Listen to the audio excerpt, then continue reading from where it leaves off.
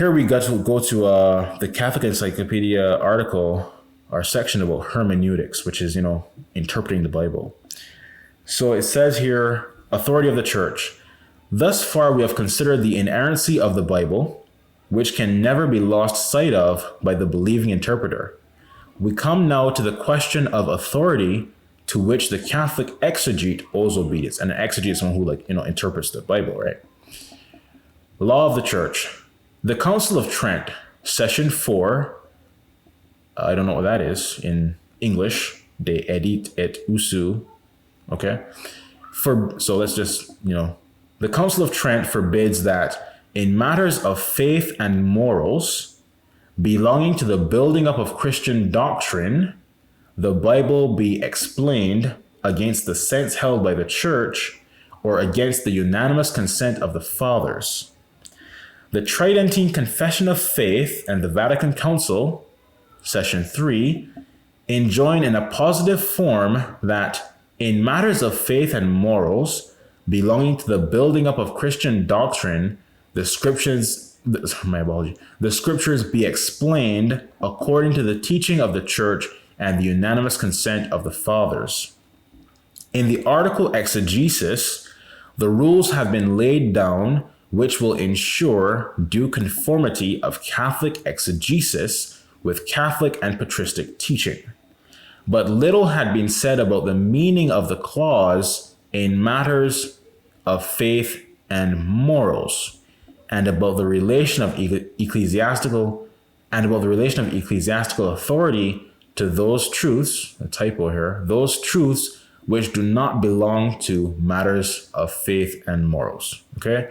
So for me, as I said, I wonder if the interpretation of the apocalypse that Malvenda speaks of, does that fall into the category of matters of faith and morals, or is there some more specific requirement to meet this specific term here, right? Because basically prophecy might be its own category. I'm not certain. This is me just kind of speculating here. Okay, I'm not saying that it's for sure.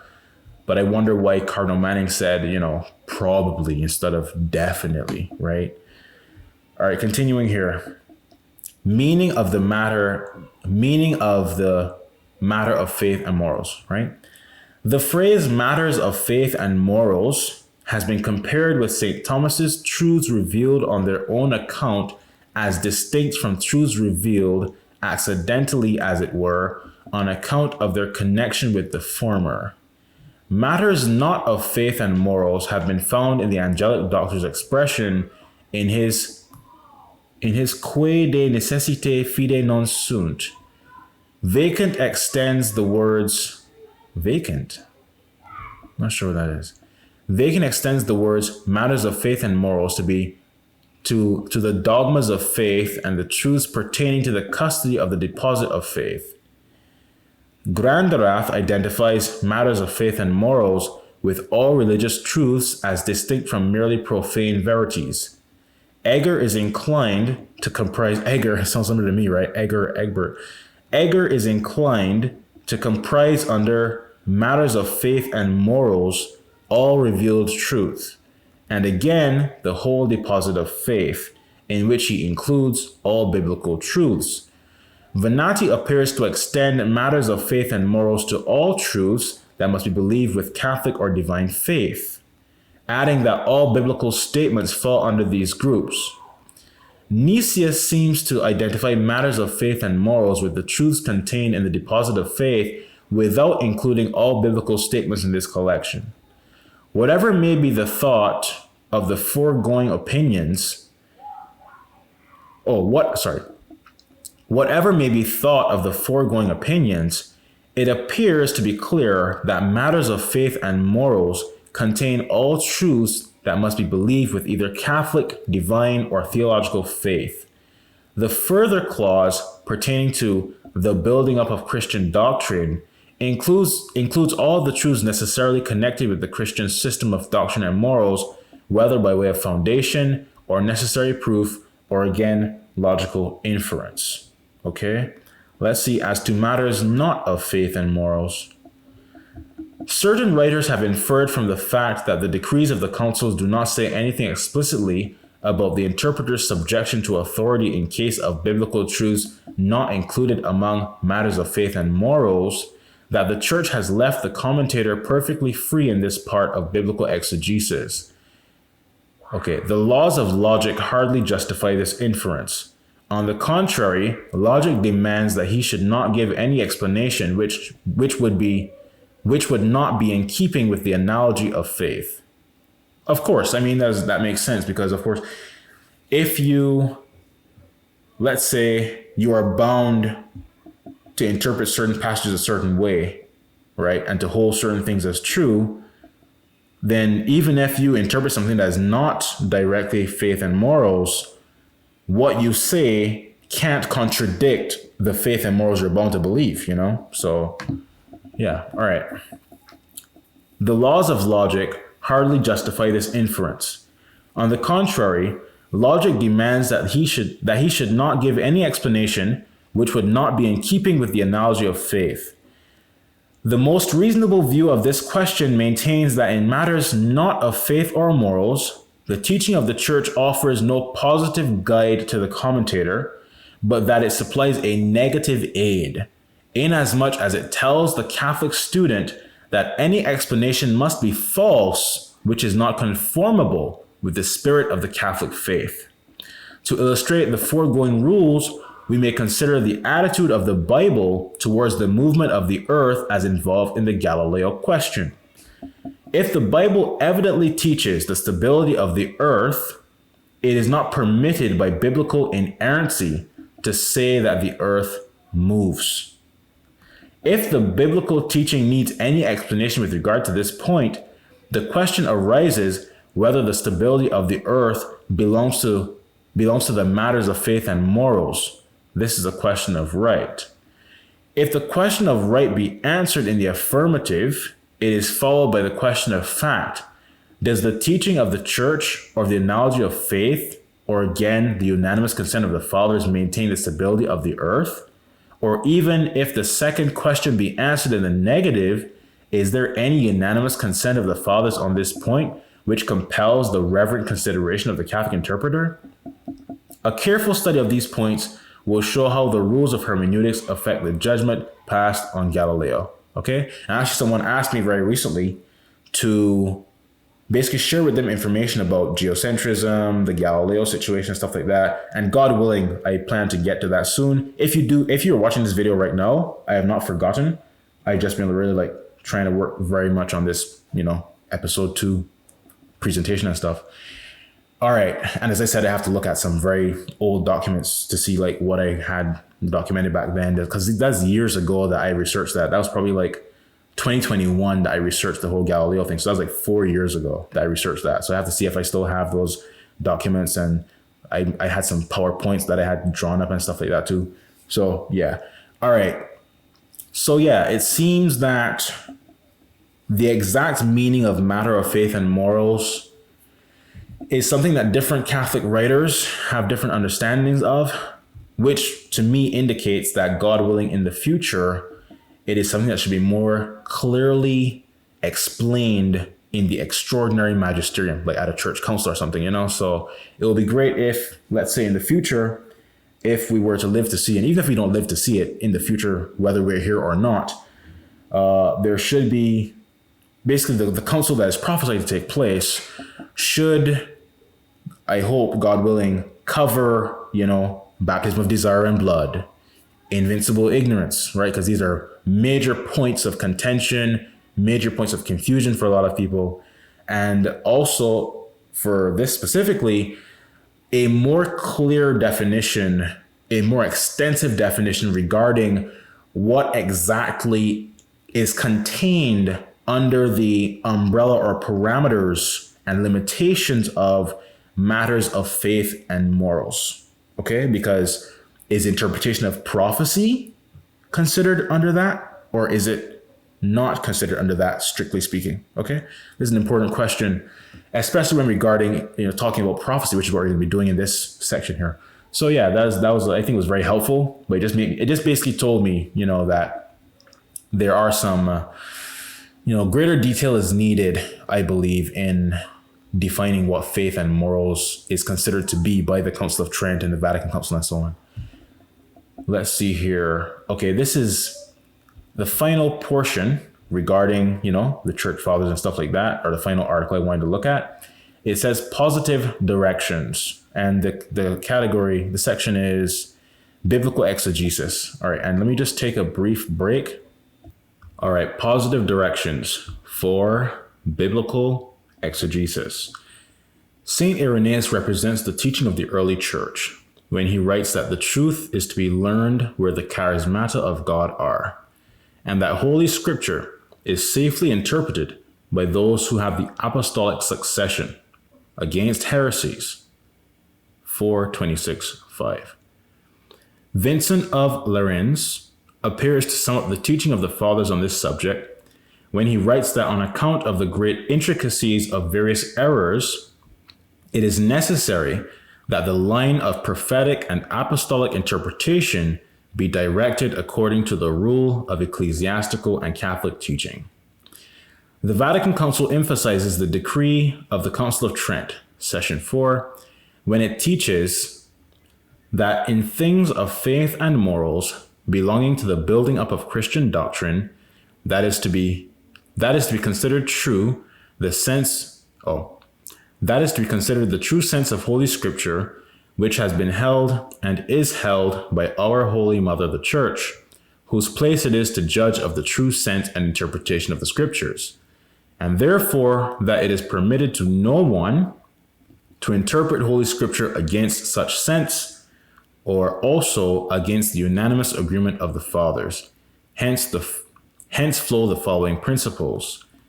Defined texts. The Catholic commentator is bound to adhere to the interpretation of texts which the Church has defined either expressly or implicitly. The number of these texts is small, so that the commentator can easily avoid any transgression of this principle. The Council of Trent teaches that Romans 5:12 refers to original sin, that John 3:5 teaches the absolute necessity of baptism of water, Session 5, that Matthew 26:26 is to be understood in the proper sense. The Vatican Council gives a direct definition of the texts, Matthew 16:16 and John 21:15. Many more scripture texts are indirectly defined by the definition of certain doctrines and the condemnation of certain errors. Okay? The Council of Nicaea, example, showed how those passages ought to be interpreted on which the Arians relied in their contention that the Word was a creature. The Fifth Ecumenical Council, Second Constantinople, teaches the right meaning of many prophecies by condemning the interpretation of Theodore of Mopsuestia. Patristic interpretation. Pope Leo XIII, in his encyclical Providentissimus Deus, repeats the principles concerning the authority of the fathers laid down by the Vatican and Tridentine councils.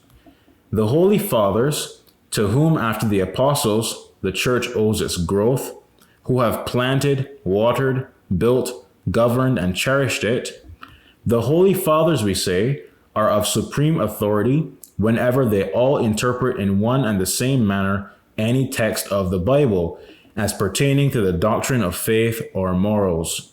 For their unanimity clearly evinces that such interpretation has come down from the apostles as a matter of Catholic faith.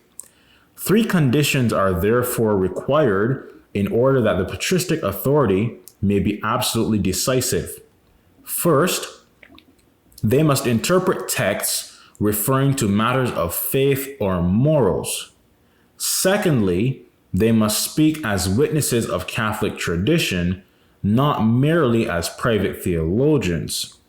Thirdly, there must be a moral unanimity in their interpretation. This unanimity is not destroyed by the silence of some of the foremost fathers, and is sufficiently guaranteed by the consentient voice of the principal patristic writers living at any critical period. or by the agreement of commentators living at various times. But the unanimity is destroyed if some of the fathers openly deny the correctness of the interpretation given by the others, or if they explain the passage in such a way as to render impossible the explanation given by others. For example, St. Augustine, when referring to like Genesis, was it Genesis 6, where it talks about the sons of God and the daughters of man? St. Irenaeus interpreted that in the same way, basically, as the book of Enoch, the apocryphal book of Enoch interprets it, meaning that, the sons of God were fallen angels, right? And they had these half-human hybrid giant children. And St. Augustine said that such an interpretation is, pretty much, absurd, and that the sons of God are not fallen angels, right? So in that case, for example, there's no unanimity regarding that, because St. Irenaeus interpreted it one way and St. Augustine said that that interpretation is not correct, So that would be an example of what the Pope is talking about right here. Let's see here. But the unanimity is destroyed if some of the fathers openly deny the correctness of the interpretation given by the others, or if they explain the passage in such a way as to render impossible the explanation given by others. But the encyclical warns us to treat the opinion of the fathers with reverence, even if there is no unanimity. The opinion of the fathers, says the Holy Pontiff, is also of very great weight when they treat of these matters in their capacity of doctors unofficially. Not only because they excel in their knowledge of revealed doctrine, and in their acquaintance with many things which are useful in understanding the apostolic books, but because they are men of eminent sanctity and of ardent zeal for the truth, on whom God has bestowed a more ample measure of his light. I wanted to mention something here. Let me see. Oh yeah, so right here, where it says, no wait, Parentinos Dios. The thing is, this was a quote. And I'm like, where did this quote end? That's what I'm trying to figure out. Where did this quote end? Because I don't see a closing quotation mark for that. Hold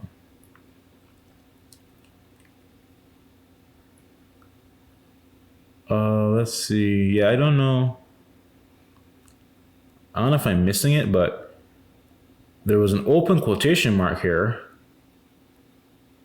Unless, let me see, hold on.